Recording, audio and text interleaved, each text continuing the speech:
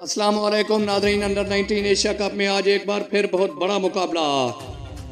बांग्लादेश और नेपाल की टीमें मध्य मुकाबले। अगर आप ये मुकाबला लाइव और बराह रास्त देखना चाहते हैं तो आपने बिल्कुल सही वीडियो का इंतखाब किया है। आपका ये करेक्ट ज़ाया नहीं जाएगा। हम आपको ये मुकाबला लाइव और बराह रास्त दिखाएंगे।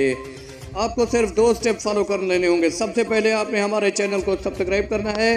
चैनल को सब्सक्राइब किए बगैर आप ये मुकाबला लाइव और बराह रास्त नहीं देख सकते। आप घर से बाहर हैं, दफ्तर में हैं या फिर गाड़ी में सफ़र कर रहे हैं, आपके पास टेलीविज़न नहीं है तो आपको टेंशन लेने की ज़रूरत नहीं। आपके पास मोबाइल है तो आप मोबाइल में प्ले स्टोर में चले जाएं, दराज ऐप या फिर पीटीवी स्पोर्ट्स डाउनलोड करें।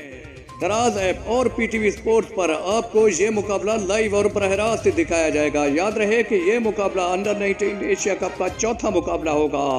अंडर 19 एशिया कप में अब तक 3 मैचेस खेले जा चुके हैं।